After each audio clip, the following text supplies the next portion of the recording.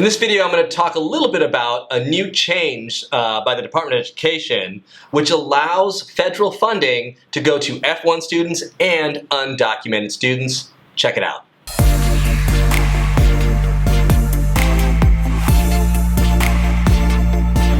Hey everybody. So the Department of Education has recently released a policy update that addresses COVID funding for students.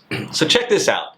Basically, COVID funding for students was a program released last year, and it went across the country.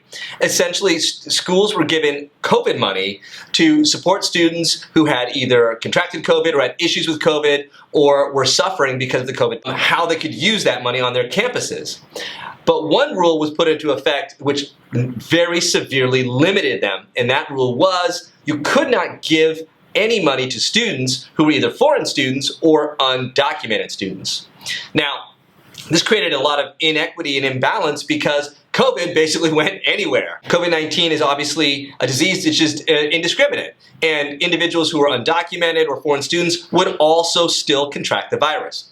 So what the Biden administration said is that this policy is fundamentally unfair, and what we're trying to do is keep the campuses healthy and keep those campuses functional and running and essentially support the educational system across the United States.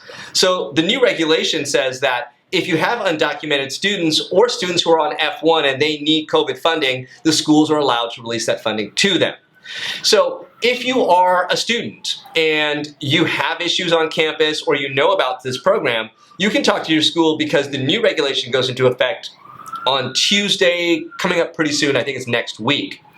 So essentially, another aspect of this that's very, very important is that COVID funding did not apply to undocumented students, and undocumented students make up actually a big part. DACA recipients go to school, believe it or not. And in California, we have a law called AB 540, which allows high school graduates who are undocumented to attend university as if they're residents, paying resident rates. Other states have similar kinds of programs which encourage students who might be undocumented to still attend school and be treated as if they are an American resident or an American citizen.